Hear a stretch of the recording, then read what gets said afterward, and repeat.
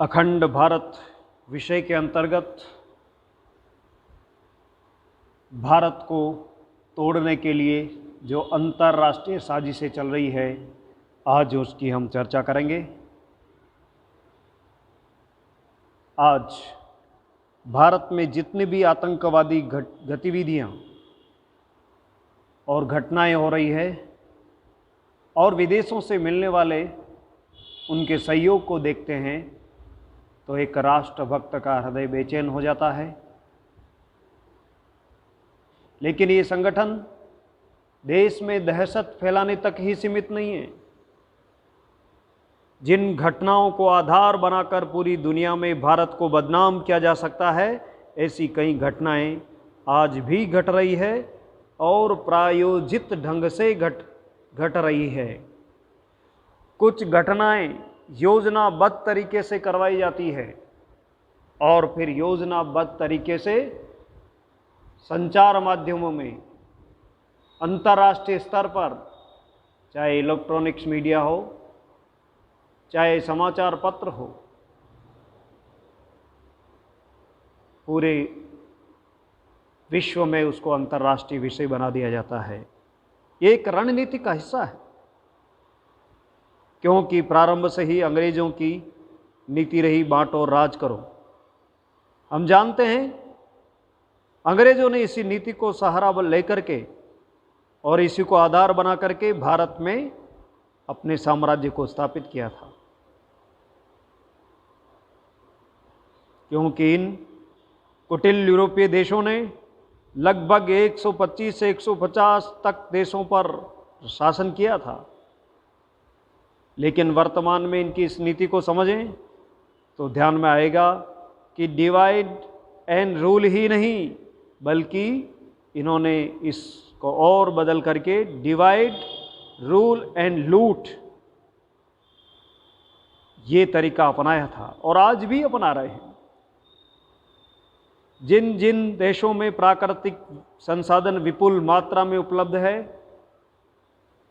वहाँ के लोगों को लड़ाया जाए, वहाँ की सत्ता को अस्थिर किया जाए, देश में विद्रोह की एक भावना तैयार की जाए और फिर वह देश कमज़ोर हो जाए तो फिर अप्रत्यक्ष रूप से वहाँ के सत्ता पर काबिज होकर अपने मनचाहे व्यक्तियों को बैठाकर वहाँ के प्राकृतिक संसाधनों का अधिक से अधिक उपभोग, शोषण किया जाए। इस तरह से ये देश लंबे समय से ये सब कुछ करते आ रहे हैं, लेकिन संगठित रूप से इन देशों के विरुद्ध ऐसी कोई शक्ति खड़ी नहीं कर सका विश्व, ताकि इन देशों का ठीक से सामना किया जा सके। और 1950 के बाद तो इन यूरोसेंट्रिक महासत्ताओं ने अपना प्रभाव और निरंतर बढ़ाते गए और बढ़ा रहे हैं। कुछ प्रयोग हुए इनके विरुद्ध, लेकिन वो सीमित साबित हुई। दूसरी तरफ यूरोसेंट्रिक वर्ल्ड अर्थात यूरोप के देश, वहाँ के चर्च संगठन और ब्रिटेन जैसी तथाकथित महासत्ता और अमेरिका के दुनिया पर डिवाइड रूल एंड लूट के प्रयोग जारी है और पहले भी जारी थे। 2, 3 अथवा 4 सदियों तक यूरोपीय वर्चस्व के अधीन रहे इन देशों की हालत इतनी बदतर हो चुकी थी कि यूरोपीय देशों के इस नाटक में सहभागी होने की ही उन्हें अपना भाग्य मानना पड़ा। इसके अलावा उन देशों के पास कोई चारा नहीं बचा। पर 60-70 वर्षों में अगर हम देखें तो स्थितियां काफ़ी बदल चुकी हैं। लेकिन तथाकथित ये पश्चिमी पूंजीवादी शक्तियां अपना दखल निरंतर जारी रखे हुए हैं। इनमें चर्च संगठनों की दखलंदाजी अन्य देशों में जितनी राजनीतिक नहीं भी हो, लेकिन यूरोसेंट्रिक राजनीति को वे पूरी ताकत से मदद देने वाले साबित हुए हैं, क्योंकि इन यूरोपीय देशों की नीति रही है कि 3 सेनाएं होती है, थल सेना, नभ सेना, जल सेना, लेकिन हमारी चौथी सेना और है, वह है चर्च की सेना। और मैं आपको याद दिलाना चाहूँगा, 2001 में डरबन में राष्ट्र संघ की ह्यूमन राइट्स परिषद की जो मीटिंग हुई, जो बैठक हुई, उसका अध्ययन करना बहुत जरूरी है। ये जो परिषद है, इसने विषय ही जानबूझ करके ऐसे रखे ताकि विश्व में परस्पर विद्वेष फैलाया जा सके। इसलिए इसके विषय थे वंश विद्वेष, वांशिक विवेकहीनता और असहिष्णुता। अगर अंग्रेजी में कहें तो विषय थे racism, racial discrimination and xenophobia and intolerance. इस परिषद के सामने सबसे बड़ी बात यह थी, जब ये हुई तो भारत जैसे देश को सबसे अधिक असहिष्णु घोषित किया गया। ऐसी छवि बनाने का षड्यंत्र रचा गया। डरबन परिषद में भारत के दलित तथा द्रविड़ विषय को भी रखा गया योजनाबद्ध तरीके से। इस दौरान भारत सरकार अडिग रही, लेकिन फिर भी आगे के 10 वर्षों तक इन विषयों को वैश्विक मंचों पर उछालकर भारत के साथ सौतेला व्यवहार होता रहा। जानबूझ कर की तथाकथित इन शक्तियों ने भारत को कमजोर करने के प्रयास जारी रखे। आज भी ये जातीय संगठन कई देशों को एक बदनाम देश के तौर पर घोषित कर देते हैं और अंतर्राष्ट्रीय प्रिंट मीडिया और इलेक्ट्रॉनिक्स मीडिया में इस विषय को इस तरह से फैलाया जाता है कि बेचारा वो एक अकेला देश उनके सामने टिक नहीं पाता। इनका इरादा भारत की हालत भी वैसी ही करने की रही है। पर इस विषय की एक और पृष्ठभूमि थी। उस समय जो ये घटनाक्रम हुआ, बैठकें हुई, वह ये कि उस समय भारत में अटल बिहारी वाजपेयी की सरकार थी और ऐसे लगने लगा कि अब कांग्रेस खत्म हो गई है। इसलिए अटल जी जिन विचारों का प्रतिनिधित्व कर रहे थे, उनका ही प्रभाव रहने वाला था, पर उसे उखाड़ फेंकने तथा भारत को सुनहरे भविष्य पर विचार करना ही संभव नहीं हो सके। ये चाल चली गई। उस चाल की आज समीक्षा करें तो आज भी पुनः अटल जी के रास्ते को मानने वालों की सरकार है। और ऐसे में यूरोसेंट्रिक दुनिया के इसी तरह के कुछ संयुक्त और स्वतंत्र प्रयास दिखाई दे रहे हैं। अभी भी दुर्भाग्यवश इनके प्रिंट मीडिया में जानबूझ करके ऐसे समाचार प्रकाशित कराए जाते हैं, और दुर्भाग्य तो तब होता है बिना जांचे परखे, बिना अनुसंधान किए भारत के राजनीतिक दलों के बड़े बड़े नेता उनको लपक करके भारत में इस विषय को फैलाने लगते हैं, जबकि उन देशों का मूल उद्देश्य यही है कि भारत के लोगों में आपस में विद्वेष, परस्पर वैमनस्य, जातीय संघर्ष, सांप्रदायिक हिंसाएं, सब तरह के वर्गों और श्रेणियों में संघर्ष पैदा किया जाए। हम इसको आज तक समझ नहीं पा रहे हैं। विश्व की महासत्ताएं अपना अपना सामर्थ्य बनाए रखने के लिए किस स्तर पर जाकर कौन सी नीतियां सामने रखती है, इन महासत्ताओं की मददगार कई कंपनियों का बजट कई देशों के वार्षिक बजट से अधिक होता है। लगातार बढ़ते रहने के उनके उद्देश्य के लिए तीसरी दुनिया के 60-70 वर्षों से पूर्ण स्वतंत्र होने वाले देशों को किस तरह खिलौना बनाया गया और बनाया जा रहा है, इसका उदाहरण डरबन परिषद में मिलता है। और आज मैं अंतर्राष्ट्रीय साजिश के तहत उस डरबन परिषद की जो बातें हुई थी उसकी चर्चा विस्तार से करना चाहूँगा, क्योंकि भारत के बड़े बड़े बुद्धिमान तथाकथित लोग या तो सब कुछ जानते हुए भी अपने स्वार्थों को पूरा करने के लिए उनके हाथों का खिलौना बन रहे हैं, या फिर उनकी गहरी चिंतन शक्ति कहीं समाप्त हो गई है कि इन तथाकथित देशों की इस गहरी कूटनीतिक कुचालों को ये लोग समझ नहीं पा रहे हैं। इसलिए आज मैं डरबन परिषद के सम्मेलन के उन सभी बातों को चर्चा करना चाहूँगा ताकि हिंदुस्तान के सभी लोगों को समझ में आ सके कि किस तरह से हिंदुस्तान को और भी देशों को बर्बाद करने के लिए ये देश साजिश रचते हैं। और डरबन परिषद को सामने रखकर द्रविड़ एवं दलित विषयों को किस तरह से बढ़ावा दिया गया, ये भी आज सोचने लायक है, चिंतन करने लायक है।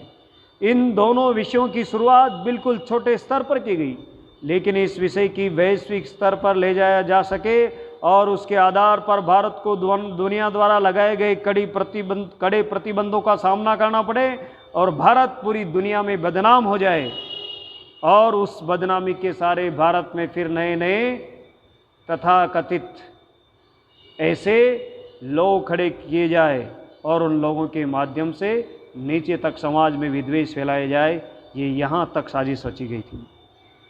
और द्रविड़ विषय के लिए अंतर्राष्ट्रीय स्तर पर 3 संगठन तैयार किए गए। भारत के दक्षिणी हिस्से को हिंदुस्तान से तोड़ने की साजिश रची गई, जिसमें यूरोप एवं अमेरिका के बड़े बड़े विश्वविद्यालयों के department of south Asian studies को भी शामिल किया गया था। दलित विषय के लिए भी Lutheran World Federation, Geneva, World Council of Churches और Global Mission of Evangelical Lutheran Church America को हर तरह की तैयारी रखने के लिए कहा गया। इन सभी संगठनों को कहा गया, इनमें काम करने वाले सभी व्यक्तियों को कहा गया कि तुम्हें इसके लिए पूरा प्रोजेक्ट तैयार करना ताकि हिंदुस्तान में अस्थिरता पैदा की जा सके, लोगों को लड़ाया जा सके। और 2010 में जब इसके प्रभाव खोजने की बारी हुई तब स्पष्ट हुआ। और समझने की बात है, 1998 में दलित सॉलिडेरिटी नेटवर्क नामक एक संस्था स्थापित की गई। इसी से वर्ष 2000 में इंटरनेशनल दलित सॉलिडेरिटी नेटवर्क स्तर की संस्था खड़ी की गई, जिसका मुख्यालय डेनमार्क की राजधानी कोपेनहेगन में रखा गया। उसी समय तमिलनाडु में द्रविड़ विषय पर सन 2000 में इंडियन इंस्टीट्यूट की ओर से द्रविड़ धर्म जाति भेद नष्ट कर सकता है विषय पर एक साधारण संगोष्ठी की गई। ये सब डरबन परिषद की ही तैयारियां थी। वास्तव में यूरोपीय लोगों और उनसे पहले गुलाम रहे देशों की नीतियों पर आज भी कई विश्वविद्यालयों में शोध कार्यों की आवश्यकता है। यूरोप का इतिहास ही विश्व का इतिहास है। इस तर्क को दुनिया पर थोपने के लिए यूरोपीय देशों ने 19वीं सदी में दुनिया के 300-400 से अधिक विश्वविद्यालयों में अध्यापन शुरू किया था। तो इसके बरक्स स्वतंत्रता प्राप्ति के बाद उन देशों में अपनी पेट बढ़ाने के लिए ब्रिटिश एवं अन्य यूरोपीय आक्रामकों ने कौन सी नीतियां बनाई थी, आज इसका अध्ययन करने की आवश्यकता है। हमारे यहाँ अध्ययन केंद्र है नहीं जो वास्तव में इन अंतर्राष्ट्रीय साजिशों का व्यवस्थित अध्ययन करके भारत की जनता को जागरूक कर सके। अब कुछ खड़े हो रहे हैं, वर्तमान में प्रयास किए जा रहे हैं। विश्वास है कि हम आगे जाकर के इन सभी बातों को समझकर भारत की जनता को जागरूक कर सकेंगे। और डरबन परिषद की जब मैं बात कर रहा हूँ तो ये कुछ बातें यहाँ आज जरूरी है। एक बात तो ये है कि उसमें चर्च, ब्रिटिश सरकार, अमेरिका और अन्य यूरोपीय देश एक साथ काम कर रहे थे। उस परिषद में तो उन्हें कोई भी सफलता नहीं मिली, लेकिन फिर भी उन्होंने उसी आधार पर पूरी दुनिया में सैकड़ों स्थानों पर इस विषय को उठाना शुरू किया। और गौर करने लायक बात यह है कि वास्तविक दलित अथवा द्रविड़ आंदोलन में से कोई भी उसमें शामिल नहीं था, और जो थे वे थे चर्च संगठन के कार्यकर्ता। इसी कारण national campaign for Dalit human rights नामक संगठन को गठित किया गया। पॉल दिवाकर, जो इंटरनेशनल दलित सॉलिडेरिटी नेटवर्क के नियंत्रक थे, इस दूसरे संगठन में आमंत्रित किए गए। इसी तरह जेसुइट सेमिनरी से निकला हुआ मार्टिन मकवान उनका सह आमंत्रक था। मार्टिन गुजरात में दलितों के लिए काम करने वाले एक संगठन से जुड़ा था, लेकिन वहाँ उसकी छवि बिगड़ी कुछ घटनाओं के कारण से, और सन 2003 में उसने नेशनल जियोग्राफिक पत्रिका में दलितों के बारे में एक लेख लिखा, जिसके बाद उसकी छवि डॉक्टर अंबेडकर के बाद दलितों के लिए प्रभावी ढंग से काम करने वाले की बन गई नहीं, बनाई गई। और भारत में दलितों पर अत्याचार विषय से जुड़ी मार्टिन मकवान की रिपोर्ट को नोत्र दाम के क्रोक इंस्टीट्यूट ने बहुत विस्तार से सराहना की और सराहा।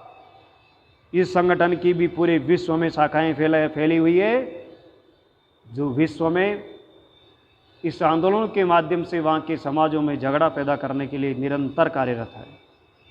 और इससे इस विषय को अंतर्राष्ट्रीय स्वरूप देने की पूरी योजना की जाती और की जाती रही है।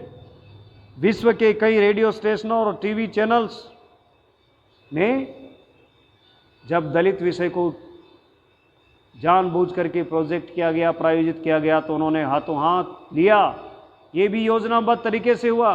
और पॉल दिवाकर ने मांग की कि विश्व बैंक जैसे बहुराष्ट्रीय संगठनों को भी इस विषय पर को उठाना चाहिए। लेकिन एक ध्यान करने लायक बात है, और अटल जी के प्रधानमंत्री रहते समय अगर ये संगठन इतने आक्रामक हो गए थे, तो आज जब विश्व के कई देश भारत की सराहना करने में अपना कल्याण मान रहे हैं, ऐसे में उनके लिए इतिहास को नज़रअंदाज करना आसान नहीं होगा। यूरोपीय देशों द्वारा भारत में विभाजनवाद का विरोध करने वाली बहुमत वाली सरकार पहली बार आई है। ऐसे समय में ये ध्यान देना आवश्यक हो जाता है कि आखिर इन संगठनों की असल मंशा क्या है। यूरोपीय देशों ने आज तक तीसरी दुनिया के किसी गरीब देश की किसी भी समस्या को सुलझाया नहीं है, बल्कि उस समस्या पर राजनीति करते हुए उस देश में विभाजन के बीज कैसे बोने हैं, इसी विचार को पुख्ता किया है। इस लिहाज से डरबन परिषद आज भी अध्ययन करने योग्य उदाहरण है। हमें समझना चाहिए कि किस तरह से अध्ययन केंद्र चला करके कृत्रिम ढंग से विषयों को निर्मित करके और फिर अपने कुछ लोगों की टोलियां तैयार करके, और आज जब सोशल मीडिया का और इसका ज़माना हो गया है, ऐसे विषयों को फैलाना और आसान हो गया है। भारत में जिन राज्यों में धर्मांतरण से राष्ट्रांतरण के प्रयास हुए, उसकी चर्चा भी आज करना बहुत जरूरी है। उनमें तमिलनाडु, उड़ीसा, नागालैंड, मिजोरम एवं मेघालय प्रमुख रूप से है, जिस क्षेत्र को इन लोगों ने चुना। हालांकि ऐसा बिल्कुल नहीं है कि धर्मांतरण से राष्ट्रांतरण की समस्या इन्हीं राज्यों तक सीमित है। देश का प्रत्येक राज्य इस समस्या से जूझ रहा है, लेकिन जिन राज्यों में ये गंभीर रूप ले चुकी है और जहाँ के उदाहरणों का विस्तृत अध्ययन किया जा सकता है, उसमें ये जो राज्य मैंने नाम लिए ये शामिल है। पहले उनका उद्देश्य एक सिद्धांत है, एक थ्योरी जिस पर वो काम कर रहे हैं कि पहले इन लोगों की सेवा करो और धीरे धीरे सेवा करके उनका धर्मांतरण करो, और धर्मांतरण करने के बाद उनकी श्रद्धाएं देश से बाहर स्थापित करो, और जब उनकी श्रद्धाएं देश से बाहर स्थापित हो जाए तब अराष्ट्रीय गतिविधियों से उनको जोड़ करके हिंदुस्तान में ऐसी साजिशें रचो, आतंकवादी गतिविधियां कराओ, ताकि देश में अशांति बढ़ सके। मैं आज चर्चा करना चाहूँगा 500 वर्ष पूर्व गोवा में जो धर्मांतरण के लिए भयंकर नरसंहार हुआ था। आज वो तथ्य जो मैं कह रहा हूँ वो हो सकता है सच नहीं लगे, लेकिन जिस तरह किसी आरा मशीन में डालकर लकड़ी के छोटे टुकड़े किए जाते हैं, वैसे ही धर्मांतरण के लिए आतंकित करने के लिए हजारों लोगों के टुकड़े किए गए, और पुर्तगाली सेना की मदद से नरसंहार, क्रूरतम अवमानना और असीम प्रताड़ना के बाद लोगों का हजारों की संख्या में धर्मांतरण हुआ। डर के मारे लोग ईसाई बन गए, और धर्मांतरण की इस प्रक्रिया को इंक्विजिशन नामक संज्ञा दी गई थी। नाम बड़ा अच्छा। इस तरह की प्रताड़ना के लिए कौन से यंत्र प्रयुक्त किए गए, उनमें से कौन से प्रकार थे, इसके कई आज भी फोटो चित्र उपलब्ध है। जिन देशों में 500 वर्षों तक यूरोपीय सत्ता रही, उन सभी देशों में धर्मांतरण इंक्विजिशन से हुआ। इन 125 देशों में आज भी यूरोपीय गोरे और काले लोगों के मिश्रण से बनी हुई प्रजा निवास करती है, लोग निवास करते हैं। इन सब के इतिहास को भले ही संबंधित यूरोपीय देशों द्वारा बहुत ही सुंदर ढंग से रंगा गया हो, लिखा गया हो, लेकिन ये इतिहास गोवा से कुछ अलग नहीं है। पिछले 500 वर्षों में पूरे विश्व में इंक्विजिशन के हजारों मामले हुए हैं, और उनमें से अधिकांश संबंधित देशों में यूरोपीय देशों की सत्ता को स्थिर कराने की खातिर हुए हैं। जमीन पर उसका असर था कि संबंधित देशों पर थोपी गई गुलामी, लेकिन धर्मांतरण और राष्ट्रांतरण के लिए इंक्विजिशन एकमात्र मार्ग नहीं है। कुछ स्थानों पर संबंधित माहौल के अनुरूप धर्मांतरण और उसके बाद में कुछ वर्षों बाद राष्ट्रांतरण जैसे प्रयोग भी हुए, और कई देशों में ये प्रयोग आज भी जारी है। लेकिन मैं आज तमिलनाडु का उदाहरण आपके सामने रखना चाहता हूं, जिसको ठीक से समझना चाहिए। उसमें धर्मांतरण से राष्ट्रांतरण की प्रक्रिया को हम ठीक से समझ सकते हैं कि हिंदुस्तान में भी ये चल रहा है। तमिलनाडु में ये प्रक्रिया शायद पूरी नहीं हुई हो, लेकिन उसे लगातार जारी रखा गया है। 2001 में इसके लिए वैश्विक स्तर पर कुछ लोगों को एक साथ आमंत्रित कर परिषद में प्रस्तुत किया गया। विषय था द्रविड़ धर्म में जातिगत ऊंच नीच का भेद नष्ट करने की ताकत। इसमें यह दिखाना था कि द्रविड़ हिंदू धर्म से अलग धर्म है। और अगले वर्ष डरबन में राष्ट्र संघ अर्थात यूनाइटेड नेशंस के तत्वाधान में देश विदेश में वांशिक अत्याचार विषय पर हुई अंतर्राष्ट्रीय परिषद में विषय रखा गया कि भारत ही विश्व में वंशवाद की जननी है। और 2004 के एक प्रकाशन में दावा किया गया कि भारत द्रविड़ ईसाई देश है और ईसाइयों ने ही संस्कृत की उत्पत्ति की है।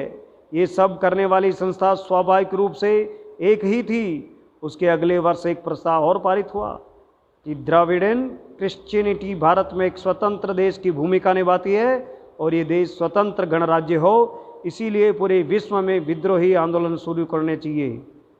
और उसके अनुसार विश्व के 50 से अधिक स्थानों पर संस्थाएं गठित कर दी गई। इस तरह अलग देश के गठन हेतु हम किसी भी स्तर पर जा सकते हैं, ये जताने के लिए LTTE के रूप में प्रत्यक्ष आक्रमण की योजना बनाई गई। विश्व के कई देशों से उसके लिए समर्थन प्राप्त करने का प्रयास शुरू हुआ। इसमें लगभग 1 लाख लोग मारे गए, जिसके समर्थकों में अमेरिकी अध्यक्ष सलाहकार भी शामिल थे। और वर्ष 2006 में पोप के भाषण में भी इसका उल्लेख होने लगा। धीरे धीरे ये भूमिका बनाई जाने लगी कि भारत में द्रविड़ लोग कुछ हजार वर्ष पूर्व हिंद महासागर में स्थित लेमुरिया नामक एक प्रदेश से आए, जो आज अस्तित्व में नहीं है। यह प्रदेश अफ्रीका के काले लोगों के वंशजों का निवास स्थान था, जो यूरोप के नोहा के शापित बेटे हाम के वंशज थे और काले हो चुके थे। बाद में सन 2008 में पहली अंतर्राष्ट्रीय परिषद के जरिए तमिल लोगों का धर्म विषय पर पूरी दुनिया में आंदोलन खड़ा करने की भूमिका निश्चित की गई। ये विवरण भले ही एक बड़े देश के एक छोटे राज्य में विद्रोही आंदोलन खड़ा करने का हो, लेकिन धर्मांतरण से राष्ट्रांतरण की प्रक्रिया दर्शाने वाला है।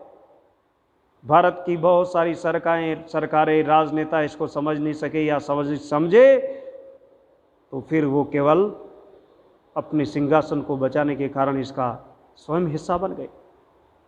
हालांकि नागालैंड, मिजोरम, मेघालय, उड़ीसा जैसे राज्यों के विवरण अलग होंगे, लेकिन क्रम और सिद्धांत आमतौर पर वही है जो मैंने तमिलनाडु की चर्चा की है।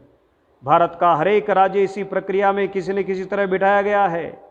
ऐसा नहीं है कि ये केवल भारत के राज्यों की स्थिति है, बल्कि दुनिया में भी कई देशों में ऐसी स्थिति इन लोगों ने पैदा कर दी है, यूरोपीय देशों ने पैदा की है। और यूरोपीय गुलामी भुगत चुके 125 देश धर्मांतरण से राष्ट्रांतरण के ऐसे खुले उदाहरण है, जहां इन लोगों ने धर्मांतरण करके उन देशों की संस्कृति को तक बदल दिया और ये सारे के सारे देशों को अपना पिछलग्गू बना दिया, केवल इसी तरह से कार्य करते हुए। कुछ दिनों पहले हमने घर वापसी शब्द सुना होगा, और ये शब्द सुनते हैं तो लोगों को लगता है जैसे मध्य युग में जी रहे हैं। लेकिन दुनिया के 50-60 देशों में आज भी घर वापसी संभव नहीं है, क्योंकि वहाँ इनक्विजिशन के माध्यम से 100% धर्मांतरण करा करके 100% राष्ट्रांतरण पर मोहर लग गई है।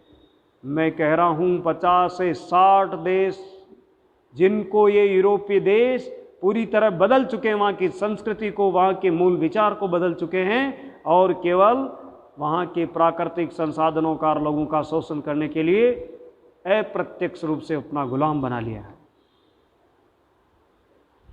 कई देशों में आज भी यूरोपीय सत्ताधारियों की अगली पीढ़ियां सत्तासीन है। दक्षिणी अफ्रीका जैसे देशों में तो 25 वर्ष पहले तक काले लोगों की कोई सहभागिता नहीं थी, गोरे लोगों की ही सत्ता पर काबिज थे। और जिन देशों में आज घर वापसी पर विचार भी नहीं किया जा सकता, ऐसे देशों की संख्या बहुत बड़ी है। जैसे मैंने कहा 50 से 60 देशों की ऐसी संख्या है, वहाँ भी समस्याएं कम नहीं हुई है। इन लोगों ने कहा हमारे पंथ और मजहब को स्वीकार कीजिए, आपके सारे वर्ग भेद, जाति भेद, छुआछूत सब समाप्त हो जाएंगे। लेकिन आज पहले की बजाय और भी अधिक बढ़ गए हैं, और वो काले लोग आज दयनीय स्थिति में जी रहे हैं। दक्षिणी अफ्रीका के आर्च बिशप डेसमंड टूटू ने एक ईसाई धर्मगुरु होने के उपरांत भी इन संदर्भ में बहुत बड़ा संघर्ष किया था। जब उनको असलियत की पता लगी तो उनके दिल से कुछ बात निकली। मैं आज उनकी बात को कहना चाहूँगा। अपने दिल की, हृदय की पीड़ा को व्यक्त करते हुए उन्होंने कहा, कुछ सदियों पूर्व हमारे अफ्रीकी देशों में जब ईसाई मिशनरी आए तब उनके हाथों में बाइबिल थी, और इस विशाल अफ्रीकी भूमि पर हम निश्चिंत होकर रह रहे थे। उन मिशनरियों ने हमारे हाथों में बाइबिल दी और आंखें बंद करने को कहा। इस महाद्वीप के करोड़ों लोगों ने उन पर भरोसा रखकर आंखें बंद की, लेकिन जब हमने आंखें खोली तब पाया कि हमारे हाथों में केवल बाइबिल बची है, लेकिन यहाँ की हर एक चीज उनके हाथों में जा चुकी है। आर्च बिशप टूटू का ये वाक्य सिर्फ उनका ही नहीं, बल्कि प्रत्येक अफ्रीकी नागरिक का है। वहां किसी नगर निगम का चुनाव हो अथवा किसी देश की संसद का चुनाव, यूरोपीय वर्चस्व के विरोध में आवाज उठाने के प्रयास में वहां इन वाक्यों का प्रयोग किया जाता है। उन देशों की समस्याएं भारत से भी अधिक है। उन्हें यह सुनना पड़ता है कि यूरोपीय लोगों की गुलामी करने के लिए ही उनका जन्म हुआ है। इसी कारण उन देशों में गुलामी परंपरा शुरू हुई। वहाँ के जंगलों में घूमने वाले लोगों को किसी जानवर की तरह पकड़ना, उन्हें रस्सी से बांधकर यूरोप अमेरिका के बाजारों में बेचना, जहाज से उन्हें यूरोप अमेरिका में ले जाना, यात्रा के दौरान किसी ने विरोध किया तो उसे नीचे फेंक देना। ये कहानी कुछ हजार अथवा लाखों लोगों तक सीमित नहीं, बल्कि ये संख्या कई करोड़ों में है। ये प्रक्रिया कई सदियों तक जारी रही और आज भी कुछ मात्रा में जारी है। लेकिन घर वापसी की चर्चा आज सिर्फ धर्म के संदर्भ में सामने आ रही है। बाइबिल का प्रचार सिर्फ वहाँ गुलामी लादने का साधन था। यूरोप के लोगों का मूल उद्देश्य संसाधनों की लूट था, जो कि आज भी जारी है। भारत में आज घर वापसी शब्द का उच्चारण करना संभव है, पर अफ्रीका में जिन्होंने इसका उच्चारण किया उन पर नरसंहार के हथियार का प्रयोग किया गया। पिछले 500 वर्षों में यह मामला कितने बड़े पैमाने पर फैला होगा। वहां करोड़ों करोड़ लोगों को मौत के घाट उतार दिया गया था।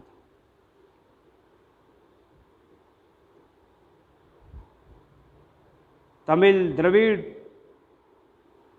जैसे शब्दों के प्रयोग इन मिशनरियों ने जिस तरह से भारतीय लोगों को के संदर्भ में किया, भारत को तोड़ने के लिए किया। और इन मिशनरियों ने भारतीय लोगों को डरबन से लेकर जिनेवा तक और न्यूयॉर्क से लेकर कोपेनहेगन तक भटकाए रखा है। उसी तरह अफ्रीकी लोगों को भी भटकाए रखा गया है। अंतर्राष्ट्रीय साजिश इतनी गहरी है। भारत में भी ये लोग ये करना चाह रहे थे, तीव्र गति बढ़ा रहे थे, लेकिन भारत में कुछ जमीन से जुड़े देशभक्त संगठन खड़े हुए। जिन जिन क्षेत्रों को इन लोगों ने चुन रखा था, जहां ये धर्मांतरण का कार्य कर रहे थे और जिस सेवा का सहारा लेकर के आगे बढ़ रहे थे, देशभक्त संगठनों ने भी इनके समानांतर सेवा कार्य शुरू किए, क्योंकि इनका पहला कदम सेवा करना होता है, फिर दूसरा कदम देश से तोड़ना होता है। उससे पहले वनवासी कल्याण परिषद, वनवासी कल्याण आश्रम जैसे अनेक संगठन हैं जिन्होंने भारत के क्षेत्रों में ऐसा कार्य करके उसको बचाने का बहुत भरसक प्रयास किया है। और धर्मांतरण से राष्ट्रांतरण की जब मैं बात कर रहा हूं, तो ईसाई मिशनरी और ब्रिटिश साम्राज्य ने तमिलनाडु को एक ईसाई राज्य बनाने हेतु जिस तरीके का प्रयोग किया, उसकी मैं आज चर्चा करना चाहूंगा। कितने भोले भाले लोग हैं हम कि हम इनकी साजिशों को समझ नहीं पाते हैं। कितने मायावी लोग हैं कि हम इनकी माया शक्ति में फंस करके और इनके गुणगान करना शुरू कर देते हैं। मैं आज उनकी इस मानसिकता को स्पष्ट रूप से बताना चाहता हूं। इस विषय के इतने सूक्ष्म पहलू है कि उन्हें गंभीरता से देखने पर ही उनकी गहनता स्पष्ट हो सकती है, बाकी सामान्य व्यक्ति नहीं समझ सकता। मिशनरियों एवं ब्रिटिशों का आक्रमण हर तरफ राष्ट्रघातक है, लेकिन कुछ ही स्थानों पर उनके आक्रमणों के प्रयासों की जो रचना की गई थी वो ध्यान में आती है। किसी भी अभियान को कई सदियों तक जारी रखना कठिन होता है और उसमें उसकी दीर्घकालीन रचना स्पष्ट होती है। लिहाजा कई सदियों से व्यवस्थित ढंग से आक्रमण का प्रत्युत्तर देने की जिम्मेदारी जिन लोगों को लेनी है, उन युवाओं को उसका उतना ही बारीकी से अध्ययन करने की आवश्यकता है। आने वाले समय में अगर हिंदुस्तान को फिर से एक महाशक्ति, और महाशक्ति नहीं विश्व के नेतृत्व करने के लिए खड़ा होना है, और भारत जैसे देश को आज बहुत जरूरी है कि विश्व का नेतृत्व करने के लिए आगे आए, क्योंकि इन दुष्ट लोगों ने जो विध्वंस आज तक किया है,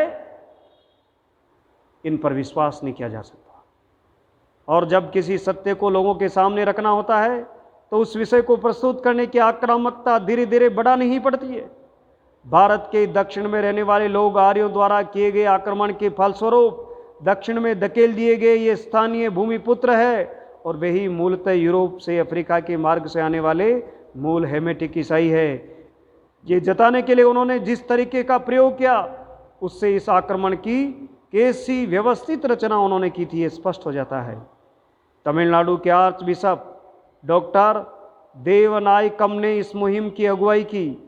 इस विषय को लोगों के सामने रखने के लिए उन्होंने सन 2000 में एक मुहिम शुरू की थी।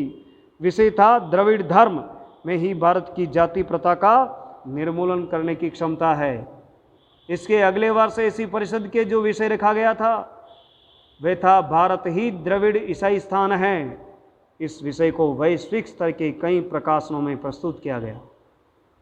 उसके बाद की परिषद सन 2005 में हुई, जिसका विषय था भारत के सेविज्म और वैष्णविज्म पंथ। वहीं 2006 में हुई परिषद का विषय था द्राविडियन ईसाइयत को वैश्विक स्तर पर रखने की आवश्यकता। इसमें महत्वपूर्ण बात यह है कि इस परिषद में उस वर्ष अमेरिकी राष्ट्रपति जॉर्ज डब्ल्यू बुश के सलाहकार भी उपस्थित थे।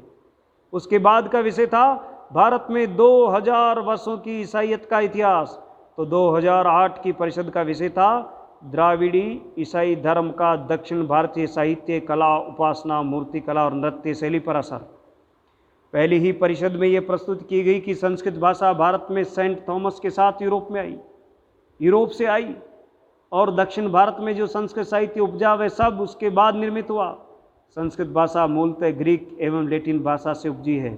उसी संस्कृत साहित्य से इस भूमि को पहले उच्चतम दर्जे का धार्मिक विचार मिला, लेकिन आदि शंकराचार्य ने उसे विकृत करते हुए उसमें जातीयता का समावेश किया। दक्षिण भारत में सेंट थॉमस के माध्यम से पहले आदर्श धर्म विचार रखा गया, लेकिन उत्तर के चालाक आर्य ब्राह्मणों ने उसमें छूत और अछूत की प्रथा डाल दी। ये सब लोग उस परिषद में ये सारी चर्चा करते रहे। दक्षिण में आने वाले ईसाई अफ्रीका से आए थे, इसलिए वे स्वाभाविक ही काले थे। अतः आर्य ब्राह्मणों ने उनका तिरस्कार करते हुए उन्हें बहिष्कृत किया। काले लोगों का तिरस्कार करने वाली ये छुआछूत हर तरफ फैली। इसके लिए आदि शंकराचार्य ने भारत में चारों दिशाओं में 4 मठ स्थापित किए। ये मठ चूंकि छुआछूत समर्थक दृष्टिकोण के परिचायक है, इसलिए उन्हें शीघ्र नष्ट करना आवश्यक है। इस विषय को सबसे पहले दिव्य नायकम नामक मिशनरी ने इस परिषद में रखा। उधर आर्य ब्राह्मणों ने बौद्ध, जैन, वैष्णवों पर कब्जा कर लिया जो पहले द्रविड़ थे, और दक्षिण भारतीय भक्ति साहित्य का अपनी भाषा में रूपांतरण कर उसके प्रचार के लिए 9वीं सदी में 4 मठों के द्वारा उनकी प्रस्तुति की।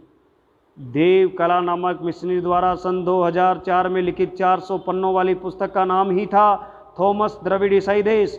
ईसाई मिशनरियों द्वारा भारत के प्रचार हेतु मार्गदर्शन के अनुरूप ये पुस्तक प्रकाशित की गई थी। इसमें कहा गया था कि धूर्त आर्य ब्राह्मणों ने उस समय के बोले वाले द्रविड़ सत्ताधारियों के समक्ष अति सम्मोहक नशीली आदतें, सुंदर महिलाओं के आकर्षण के जरिए अपने दर्शन को उन पर थोपा।